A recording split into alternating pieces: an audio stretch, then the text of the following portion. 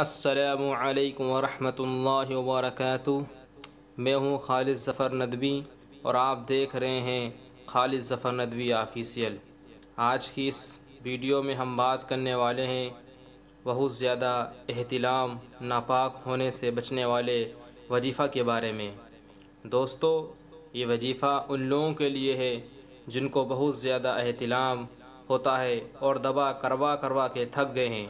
پیارے دوستو، اس وظیفہ کو کرنے سے پہلے آپ سے درخواست ہے کہ اگر آپ کا کوئی بھی سوال ہو تو کمنٹ ضرور کریں، اور اگر آپ ہمارے چینل پہ نئے ہو تو ہمارے چینل کو سبسکرائب کر دیجئے۔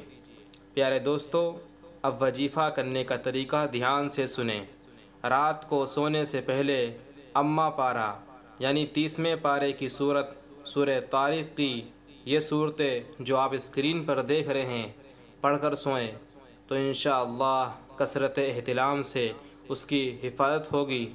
پیارے دوستو، اس وظیفہ کو اس وقت تک کرتے رہنا ہے جب تک کثرت احتلام کی شکایت دور نہ ہو جائے۔ پیارے دوستو، پھر ملتے ہیں اگلی ویڈیو میں۔ السلام علیکم ورحمۃ اللہ وبرکاتہ۔